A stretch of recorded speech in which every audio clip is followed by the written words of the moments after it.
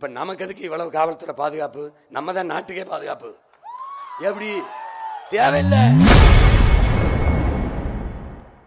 நாம் தமிழர் கூட்டத்தில் பாதுகாப்பிற்கு நின்ற காவலர்களை பார்த்து அக்கட்சியின் ஒருங்கிணைப்பாளர் சீமான் கூறியுள்ளது அதிர்ச்சியை ஏற்படுத்தியுள்ளது. கொடுமை பார்த்துக்கடா, 3 மணி நேரத்துக்கு முன்னாடி இவங்க வீட்டை விட்டு கிளம்புறதுக்கு முன்னாடி போக்குவரத்தை நிறுத்தி வரிசையா வெயில்ல நம்ம பிள்ளைகளை ஆண்காவலர் பெண்காவலர் நின்று இங்கிட்டு போ அங்கிட்டு போ டிராபிக் எங்க போறாரு இவரு?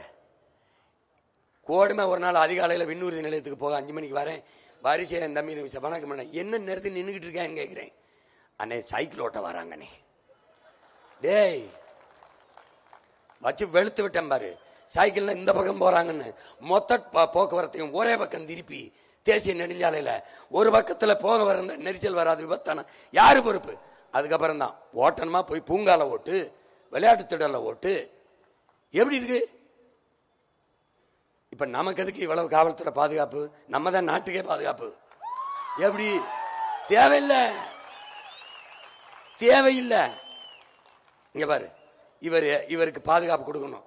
ஒரு எலிப்படை, பூனைப்படை, இசட்டுப்படை, ஒய்படை. எதுக்கு? ஏண்டா இவ்வளவு பயந்தங்க எதுக்குடா வாரிய பதவிக்கு வாரிய அவ்வளவு உயிர் பயிருக்குன்னா வீட்டிலே இருக்க வேண்டியதானடா. மக்களுக்கு சேவை செய்ய வரவன் மக்களை பார்த்து பயப்படுறான். ஏய் எந்த நாட்டுலடா அது நடக்குது? இந்த மாதிரி சாருக்கு பாதுகாப்பு. வரிசையில் நிக்கணும். இங்க ஏப்ரல் மேல வெயில நிக்கணும், பனியில நிக்கணும், மழையில நிக்கணும், ராத்திரியில நிக்கணும். பாரு, இந்த முறையை ஒழிக்கணும்டா. இந்த நாட்டில் சுத்தமா ஒழிக்கணும். காவல் நிலையத்தில் இரு, அதான் உன் வேலை. ரோட்ல நிக்காத. இந்த பாரு, போகும்போது இவருக்கு பாதுகாப்பு கொடுத்து இது எதுக்குன்னு கேட்கிறேன்.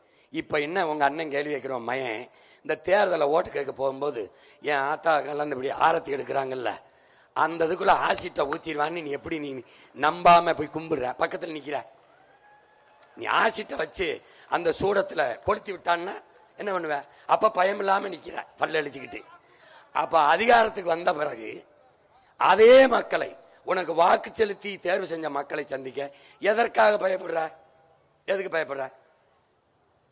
இங்க பாரு,